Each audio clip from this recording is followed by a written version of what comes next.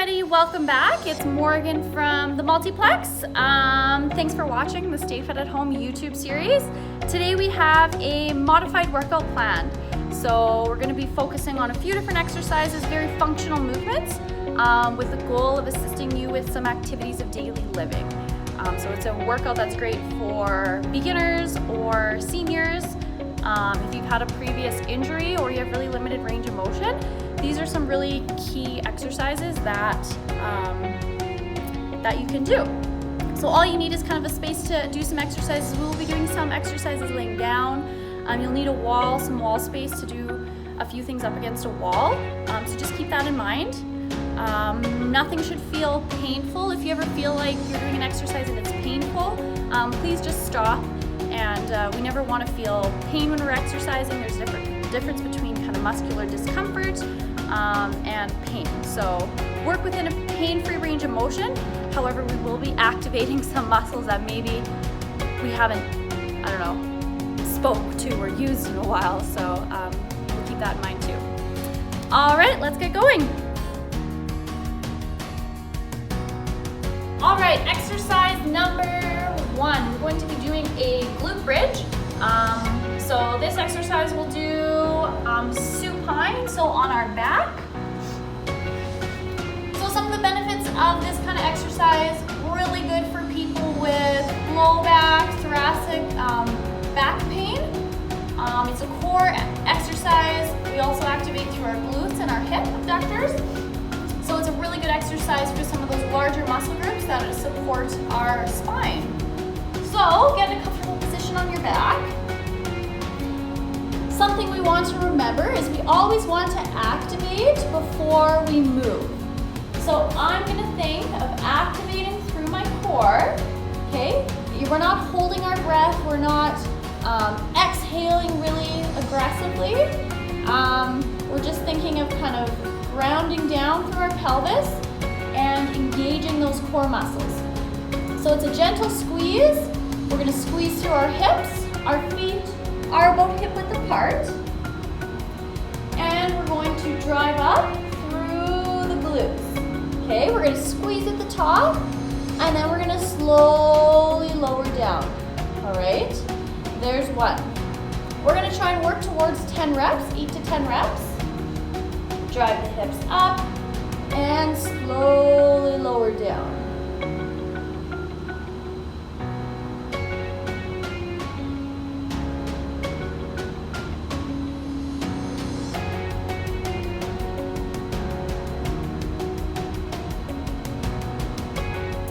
It's important too that we keep our knees very much parallel during this exercise. If you've had any previous hip injury, sometimes we bow the knees out and externally rotate, or our knees cave in and internally rotate. We want to avoid that. And I lost count. I think we'll do one more. For good luck. And there's 10. So that's exercise number 1, the glute bridge.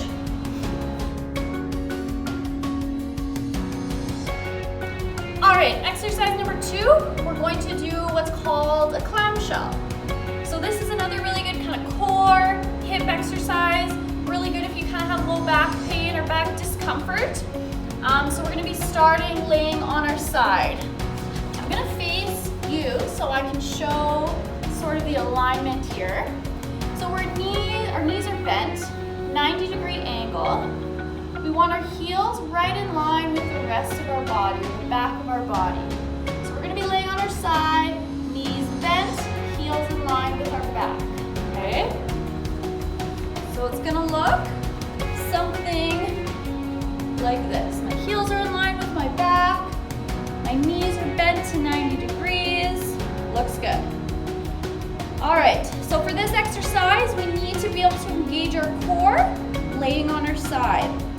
So our heels are going to stay together, hand on our hip, and we're going to lift up, connecting our heels, squeezing through our hip and our glute, and lowering down, okay? So bring it up, squeeze, lower down. What we want to avoid body to lift our leg, okay? Hand by our side, and let's try for 8 to 10 of these.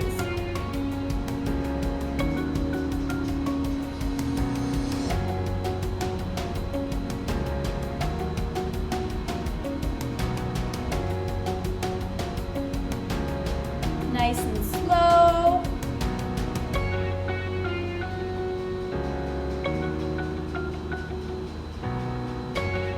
And there's 10.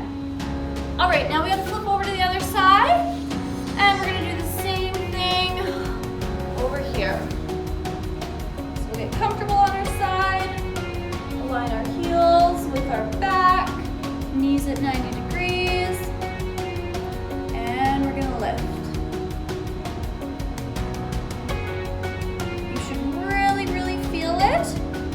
Through that glute, through that hip abductor. Meanwhile, we're using those core muscles to prevent our body from just rotating back. Cool. And I lost count again. I think we'll go, this will be 8, 9, and 10. All right, there's our clamshell. Another way you can progress that exercise is if you had a band at home, you can put that band around your knees and do that clamshell movement with a little resistance.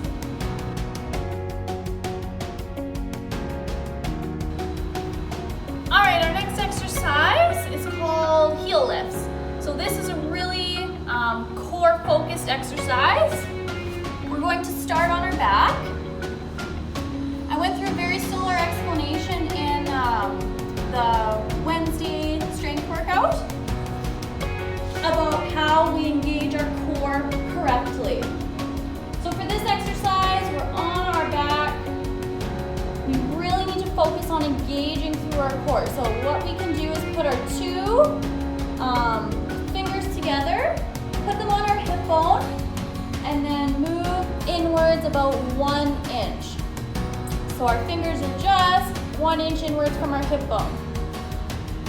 So we're activating through our TVA, or our transverse abdominis core muscles. So you want to think about gently kind of squeezing through the core, okay? And you should feel those tiny, tiny little muscles underneath your fingers gently tighten or squeeze, okay? You can feel them engage. So that's how we know that our core is activated. So if you ever need a little bit of feedback, this is a good way to tell if you are in fact activating correctly. So we got our knees hip width apart. For the heel lifts exercise, we're going to lift up one heel, not very far up off the ground. This can be determined by you. And using that core engagement, we're going to switch. Squeeze, squeeze, squeeze, switch. Switch. Now, if this is too much, or if you're feeling back pain, you can always opt to do one heel at a time, okay? You can always progress it towards switching in the air. All right, let's go ahead and do 8 to 10 of these.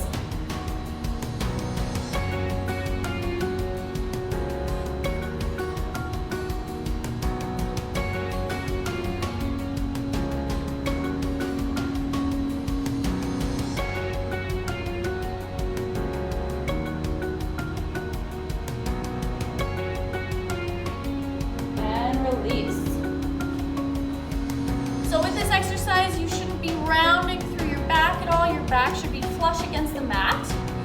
Even just those 10 reps there, nice and slow. I can feel it already. So you don't need large, big movements to get a really good core activation, as long as you're properly engaging first and then moving. All right, let's jump into the next exercise.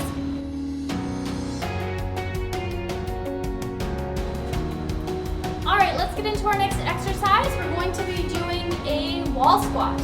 So all you need is a wall.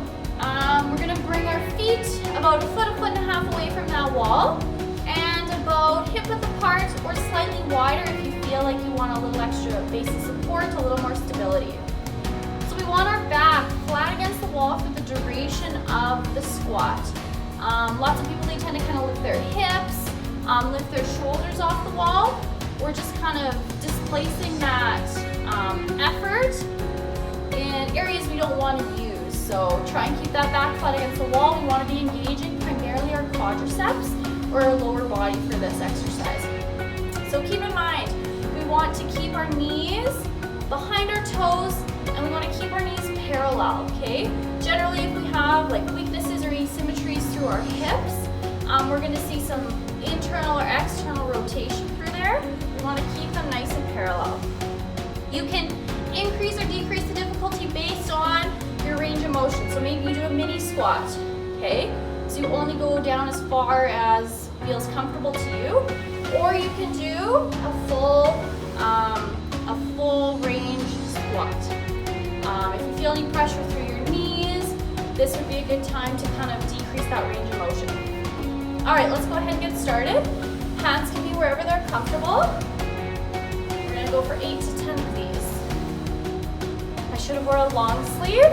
This back, or my back is definitely getting scratched.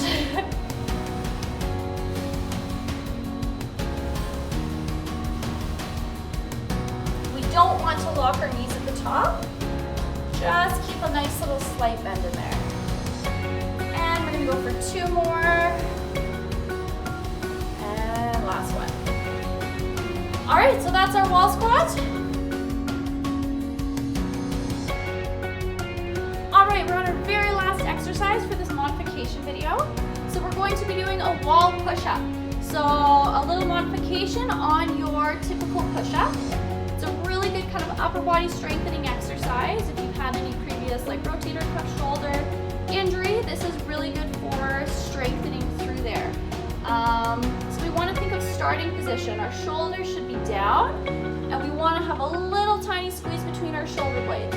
So almost as if we're driving our elbows back, we're thinking of kind of squeezing like a pencil in between our shoulder blades. It's just kind of a subtle squeeze. You don't want to completely, move those shoulders like that. So distance yourself away from the wall, hands about shoulder width apart. You can increase or decrease the difficulty based on how far down you go. All right, let's get started.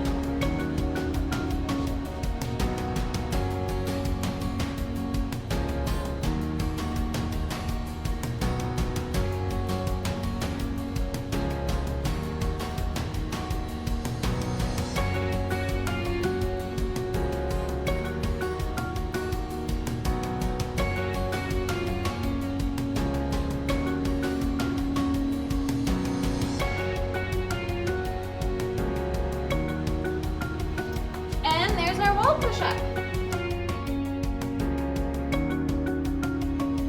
Thank you for joining me for this modification workout. Hopefully you, or maybe you know somebody that would benefit from doing these types of exercises. I know in my experience they have been very beneficial in improving people's kind of functional ability or their activities of daily living. So it can be done up to 3 times a day. So ideally the goal would be to do 3 sets of each of these exercises. We just went through 1 set today. However, you could progress up to doing 3 sets or 3 times separately per day. Hope that makes sense. Join me back on Monday. We're going to be doing another cardio or HIIT style workout. Have a great day.